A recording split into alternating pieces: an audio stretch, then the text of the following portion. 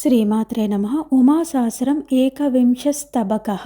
इतः पीत्वकुचं स्कन्दे प्रसारितकरे ततः जयति स्मितमुद्भूतं शिवयोरेकदेहयोः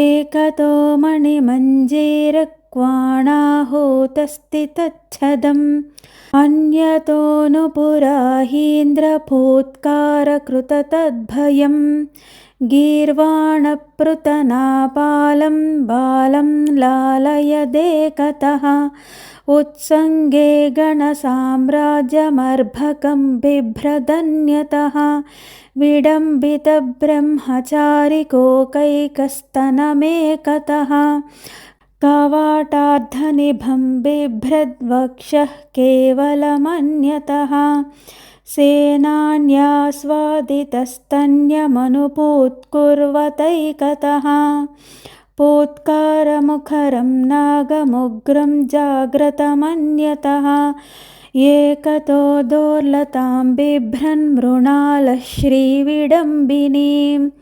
शक्रशुण्डालशुण्डाभं चण्डं दोर्दण्डमन्यतः कुत्राप्यविद्यमानेऽपि वन्दनीये तदा तदा परस्परकरस्पर्शलोभतो विहिताञ्जलि शक्रनीलसवर्णत्वाद्भागयोरुभयोरपि ऊर्ध्वाधरङ्गसापेक्षसन्धिज्ञानगलस्थलम् एकतः कैरवश्रेणीनिद्रामोचनलोचनम् अन्यतः कमलावासक्षणाधायकवीक्षणम् एकतश्चक्षुषा चारुतारेणाधीतविभ्रमम् अन्यतः पाणिपादोजे खेलतो मृगबालतः एकतो भालफलके काश्मीरेण विशेषितः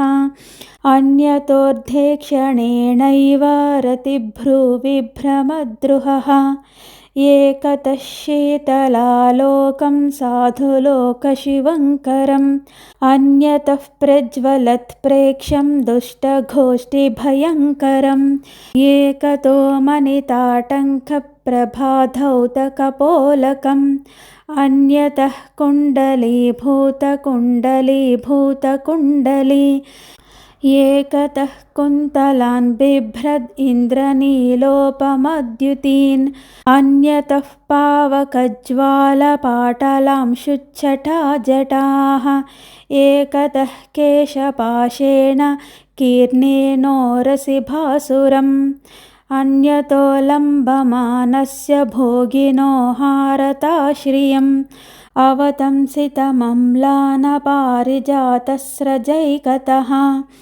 विमलोल्लोलमालिन्यविबुधापगयान्यतः रौप्याचलकृतावासं प्राप्यं युक्तेन चेतसा वस्तुरामापुमाकारं हृदि सन्निदधातु मे कान्तार्थविग्रहे माथर्जटार्थश्चिकुरास्तव दधत्यधभ्रसन्ध्याभ्रयुक्तकालाभ्रविभ्रमं दम्पत्योर्युवयोरेषा लोपो युन्नास्ति शैलजे वामं पार्श्वं विभोष्येतुं दातुं ते दक्षिणः करः लोके स्त्रीस्तनयुग्मेन पुष्णात्येकं सुतं न वा स्तनेनैकेन शर्वाणि पुष्णासि त्वं जगत्त्रयम् खिद्यन्ति योषितः कुक्षौ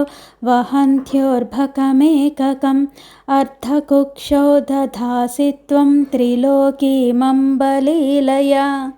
अनुरूपशिवस्य त्वामनुरूपः शिवस्तव अलङ्कारोऽनुरूपो वामलङ्कारोऽर्भकः शशि तवैव तव देहांशो हरस्यैव हरस्य यः प्राणास्तु जगतां धात्री हरस्य त्वं हरस्तव अविभक्तं भवानि स्वं भवस्य तव चोभयोः सकृत्सकरणं चेतः सङ्कल्पयतु नः शिवं भवस्य भागमुत्सृज्य भवानी भागमात्मनः भजत्वनुष्ठुभामासां स्पृष्टानां नारसिंहिना इति श्रीभगवान् महर्षे रमणास्ते वासिनो वासिष्ठस्य नरसिंहसूनोः गणपतेः कृत उमासहस्रे एकविंशस्तबकः समाप्तः।